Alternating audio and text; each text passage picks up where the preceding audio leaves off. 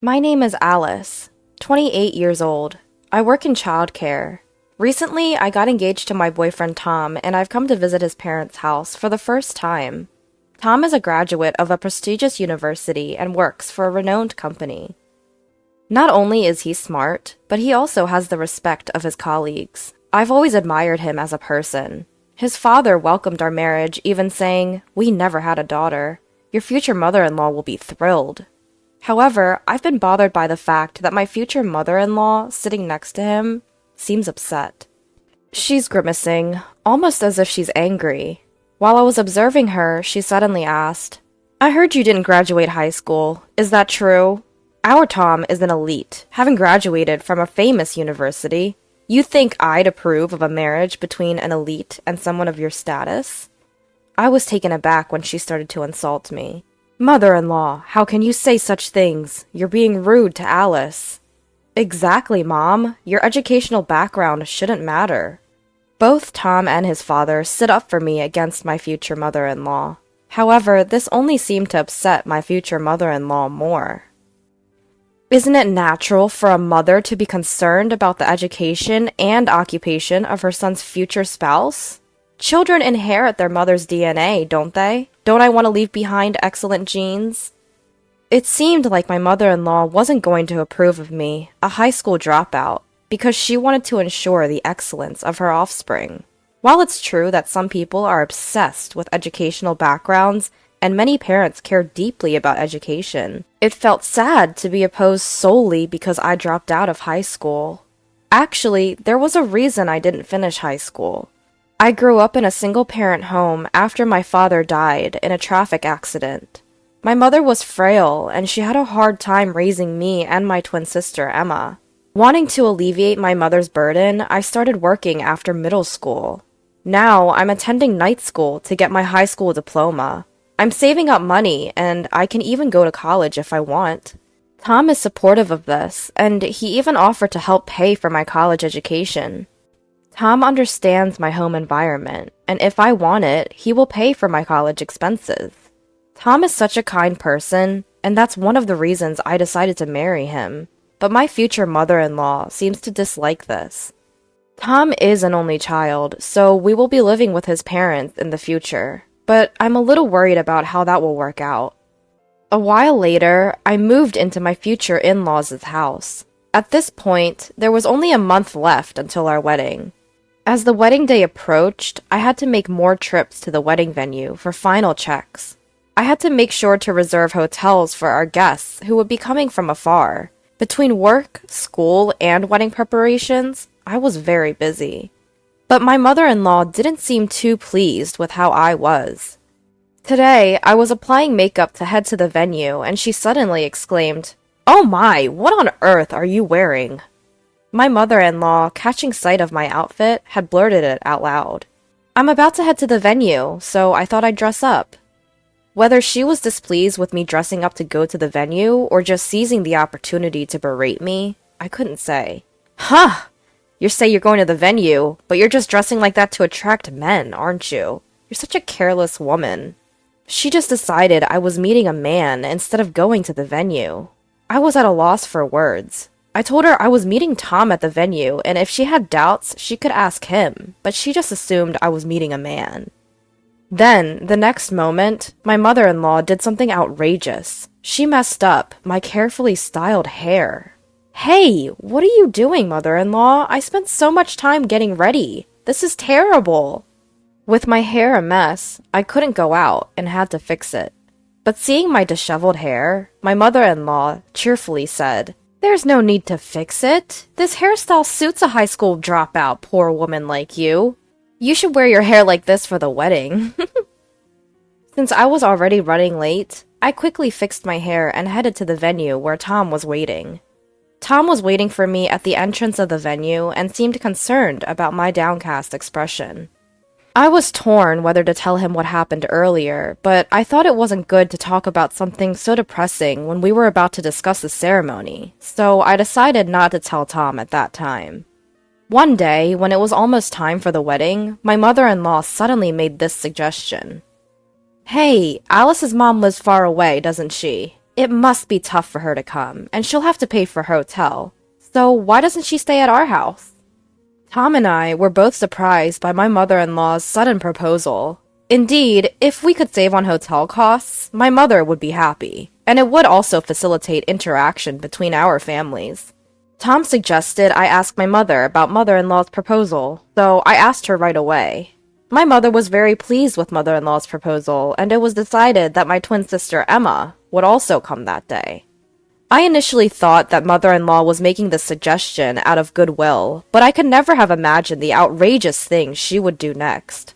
The day before the wedding, my mother and sister came to stay at my in-laws' house.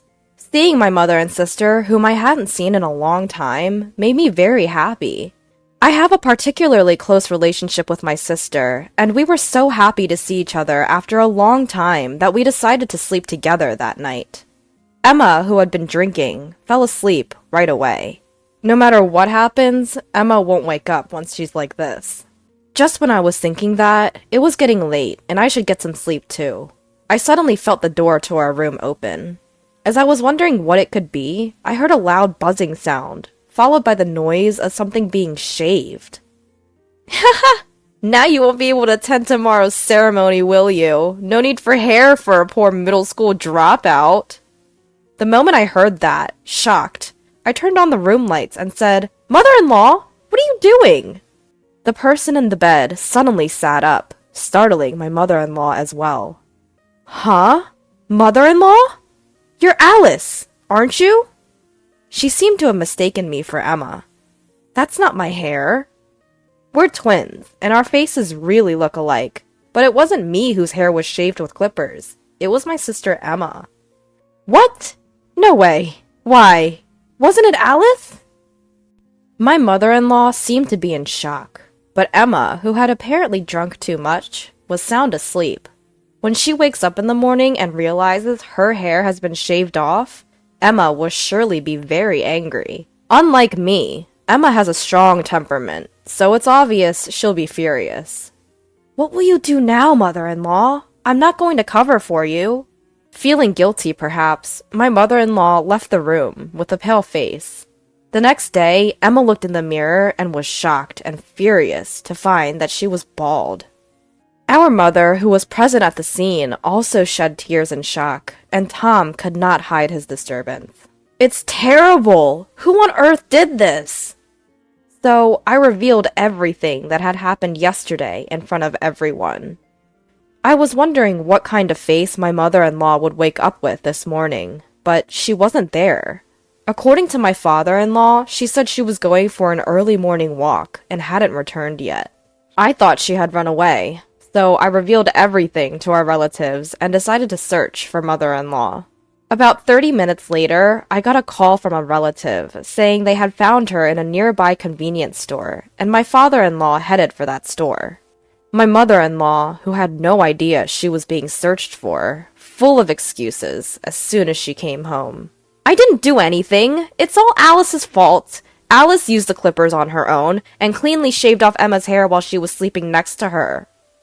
To my surprise, my mother-in-law was trying to pin the blame on me. This shocked me, and I couldn't help but retort. Don't be ridiculous. I didn't do anything. Wasn't it you who came into the room yesterday? It's terrible that you're still lying at this point. But even so, my mother-in-law was reluctant to admit her guilt. Then my father-in-law, as if he had remembered something, went outside and came back with something. Alice, could this be the clipper? Looking at the clipper father-in-law was holding, it was undoubtedly the one mother-in-law used last night to shear off Emma's hair. That's it! That's the clipper! But where was it? It seems this clipper originally belonged to father-in-law, who was always concerned about his appearance and always carried grooming tools with him. When they went to the car, the bag containing his grooming tools was ransacked, and the clipper was the only thing missing. I always leave my car keys in the bedroom. If there's brown hair in this clipper, it's definite that the culprit is your mom. Saying that, father-in-law started to dismantle the clipper. Inside the clipper was brown hair, undoubtedly Emma's. It must have been because she had to rush out in the dark. She couldn't properly dispose of the hair inside. Shown the remaining hair, mother-in-law collapsed to her knees.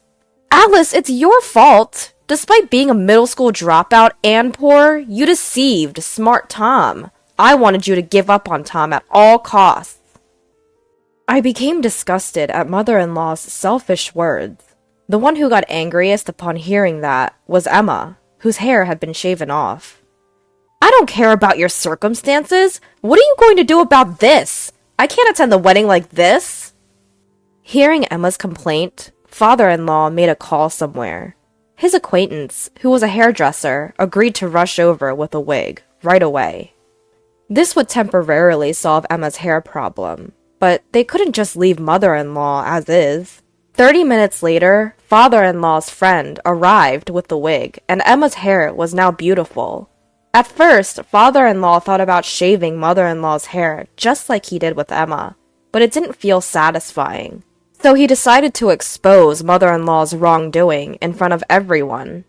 Among the attendees called today were landlords who mother-in-law's parents had been indebted to for generations. They seemed to get along with father-in-law, and hearing about this incident would undoubtedly impact mother-in-law's parents' house. This is because the landlord, who was close friends with them, has been giving them a discount on their apartment rent. The landlord is a very righteous person, and would surely return the rent to its original price once he learns what mother-in-law has done. Worst case scenario, he might even evict them from the apartment. Mother-in-law's parents are poor and have no money. If they were to be evicted, they would surely come to mother-in-law's place. But I had heard from Tom before that mother-in-law didn't get along with her parents and wouldn't even care for them. Living with her parents would undoubtedly be the beginning of hell for mother-in-law. Wait, please. I'll be in trouble if you do that. I'm sorry. It was my fault. I got carried away and did such a thing. I'm sorry, Emma. I'll pay you damages, so please forgive me. Mother-in-law kept apologizing repeatedly to the point of rubbing her forehead against the floor. But even with apologies, Emma's hair will not come back.